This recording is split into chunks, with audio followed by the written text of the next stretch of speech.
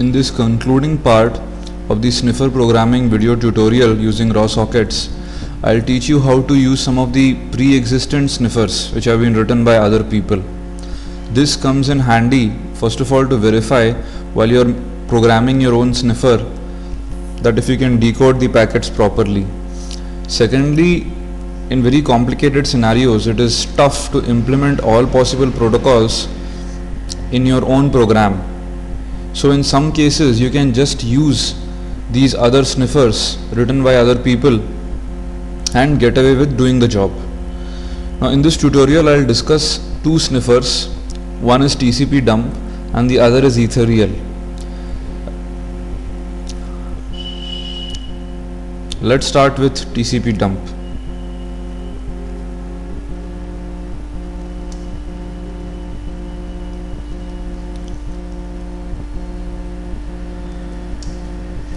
Do a quick man on it and you see that TCP dump traffic on a network. So prints out the headers of packets of a network interface that match a Boolean expression. The inputs to TCP dump, basically the important ones, are the -i interface, which tells TCP dump which interface to sniff on, and the -s snaplen, which actually tells TCP dump what size of the packet to display, and of course finally is a filter expression.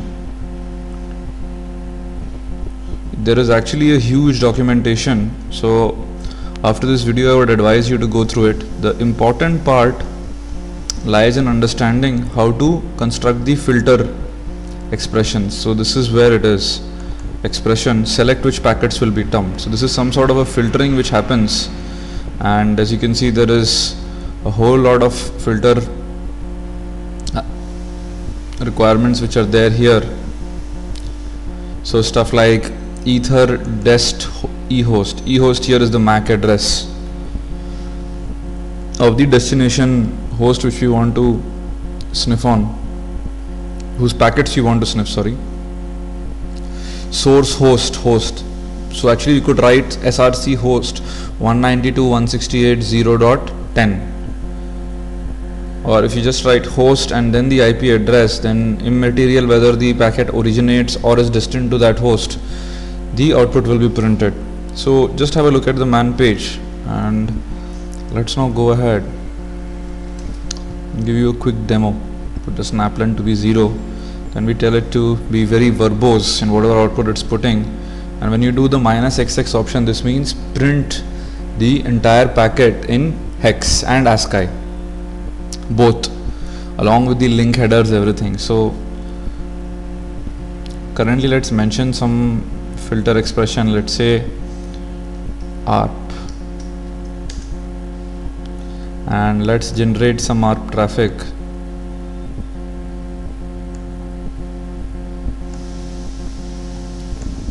By actually pinging some host.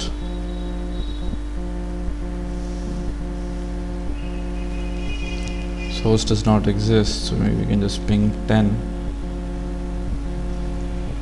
right? And then what we could do is we could ping 12.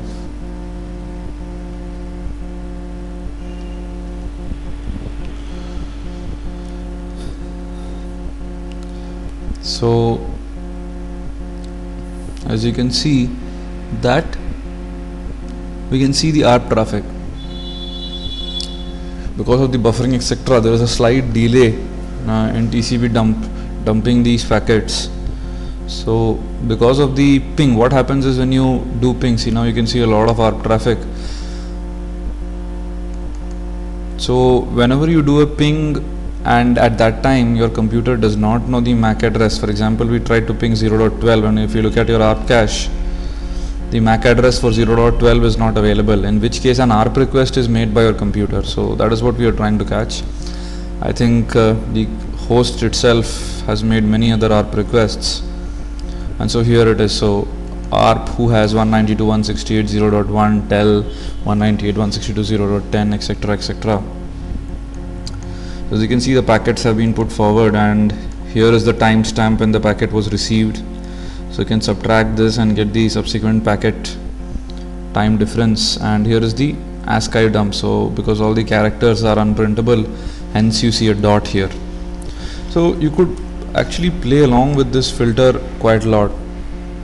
Now make it something more descriptive, and let's say you want ICMP,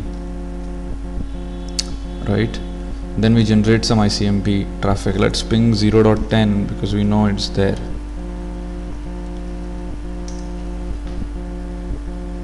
Right.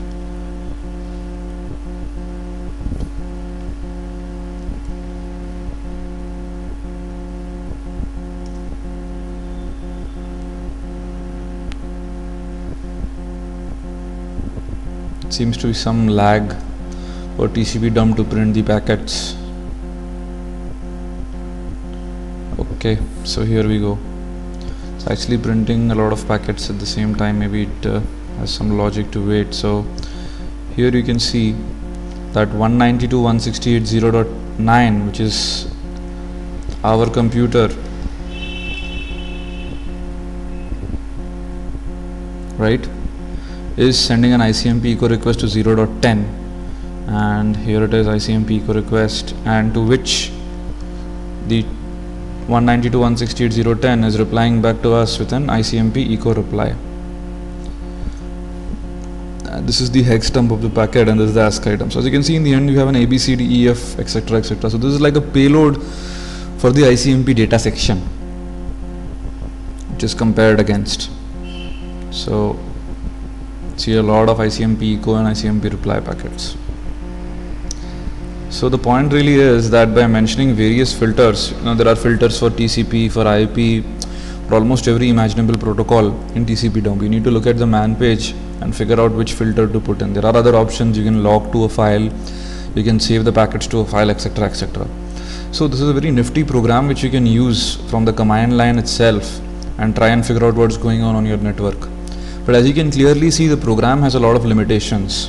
First of all, because it's totally in text mode, it is very tough to get a snapshot of the packet itself or try to make meaning out of every byte in the packet just by looking at this dump.